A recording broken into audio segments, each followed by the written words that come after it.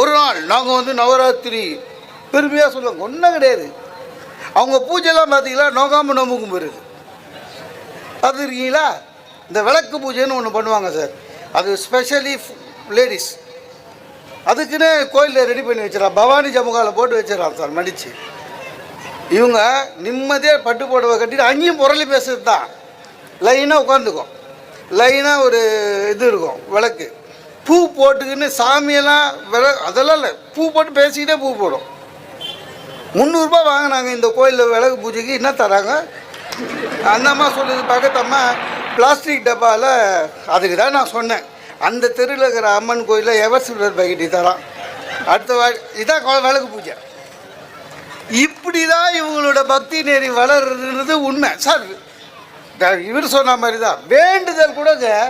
நீங்கள் நம்ப மாட்டீங்க, எங்கள் அம்மா எப்போ வேண்டிங்கனாலும் எங்கள் அப்பாவுக்கு மொட்டை அடிக்கணும்னு வேண்டிப்பாங்க. எங்கள் அப்பாவை நான் மேக்சிமம் மொட்டை தலையோடு தான் பார்த்துக்கிறேன். ஒரு நாள் என்னையும் கூட்டி போய் மொட்டை அடிச்சிட்டாங்க. நான் எங்கள் அப்பா கிட்டே கேட்டேன், ஏப்பா சாதாரணமாக அம்மா உனக்கு தான் அடிக்கும், ஏன் எனக்கு அடிச்சதுன்னு. எங்கள் அப்பா இல்லை, எனக்கு அப்புறம் நீ தானடா எல்லாம்னா. ஏதோ ஒரு 10 கோடி ரூபாய் சொத்தை எனக்கு வச்சுட்டு போகிற மாதிரி. ஆனால் ஒன்றுங்க, என் ஒய்ஃபு எங்கள் அம்மா சொன்ன எதையுமே பண்ணலை, இதை மட்டும் கரெக்டாக பண்ணுறான். எது வேணுங்கனாலும் எந்தால தான் மொட்டை.